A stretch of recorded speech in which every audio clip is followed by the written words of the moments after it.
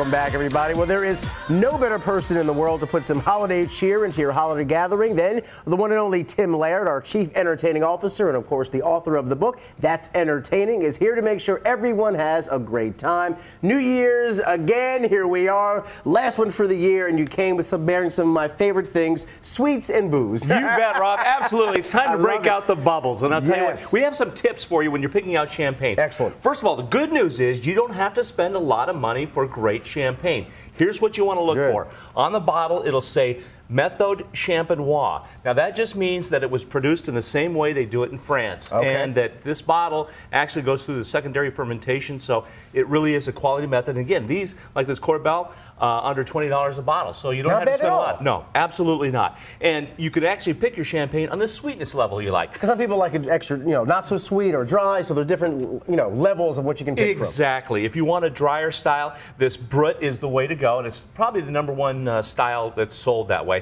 Now, that's the dryer. Yep, this is the dryer. Look for Brut. Now, if you like a little sweeter, you can go with extra dry. Is that one. And then again, if you want a little bit more sweeter than that, there's actually a sweet cuvee or actually a sweet rosé. So those are a little bit sweeter. It's still not really, really sugary sweet, but just a little sweeter than the dry version. Very good advice, and there we know. And I'll tell you, the other thing with champagne, people are afraid to open it. Yes, I know. Afraid they're going to corks flying, hurt their eye or bust out and then that locker room spray. So I've got a couple of tips so you won't have that problem. Should I stand back? I think it's okay. I've opened a few of these bottles, but anyway, here's what we do, Rob. We take off the capsule and then the wire cage. And I'll tell you what, this is another trivia. This has 6 half turns. So 1, 2, 3, 4, 5, 6. All the cages I know. But the first thing is you want to make sure it's well chilled. That's the big secret. That means 4 hours minimum in the refrigerator. So well chilled. Otherwise, it's going to spray.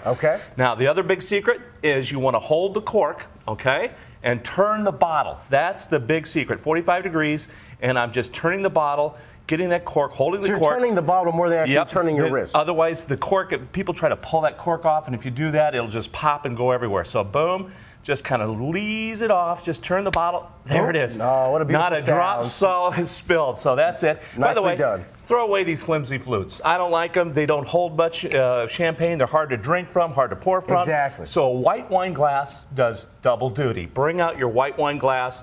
See how easy, just pour that in. And you have room for mimosas if you want to add some mixes to it. Very cool, and you get more in there, and like I said, it's easier to pour into that than the flute. And drink from those flutes. Now, we also talk about New Year's Eve being responsible. So I like to serve a lot of alcohol-free, fun, sparkling cocktails at my party, and here's a couple ideas. Not quite as fun, but I'll let you go with it. You're right. Anyway, this is simply ginger ale, but I'm going to garnish this with a fun hibiscus flower. I've never seen this. This is really cool. This is beautiful, and you can buy these online. A lot of people use these in champagnes, and that goes in, and they're edible, but it's actually a lot of fun. So I'm jazzing up what would be a boring ginger ale, making it fun. It gives you just a little bit of flavor, a little extra dash of flavor. Absolutely. Not bad at all. And fun. This one I love. You can have this anytime. Doesn't have to be just New Year's Eve. This is what I call a tropical fizz.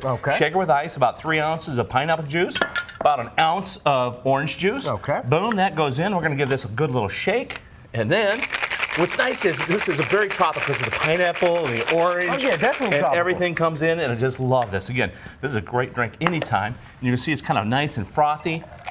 Oh, that looks good and refreshing. And then top with a little bit of club soda. Give it a little bit of fizz. We give like that fizz. And then finally, a little orange garnish goes in. And that's it, my tropical fizz. Delicious and easy. We like it. Here's another great one too, Rob. Real easy. Fresca and just a little bit of cranberry juice. All right, get a top pretty with color a in there. Lime. Boom, that's it. Kind of a cranberry breeze, we call this. No, not bad at all. Light, again, refreshing. Easy, but still good. Oh, absolutely. Okay, for the non-alcoholic For the alcohol-free versions of fun, sparkling cocktails. And if you want to, of course, you can add a little bit of booze for those who... Actually, a little vodka in here. Ooh, delicious. Anyway. So noted. Finally, a little twist on the Bellini, which is peach and champagne. I have lemon lime soda in here with a little bit of pear nectar. So this is what I call a pear Bellini instead of the peach. And a little pear slice for your garnish.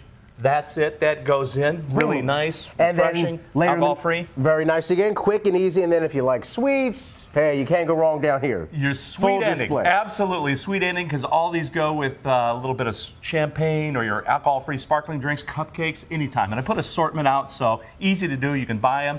and your guests will have fun. And we have a fun little gift here. Show me how this thing works. All right, so here. You want to grab here, Rob, on this end, right here on this end. I'm going to grab that end. All right. Let's pull it. Oh, we've got another one. Let's try it. Let's try it again. Ready? 1, 2, 3. Oh! And out comes a little hat and a toy.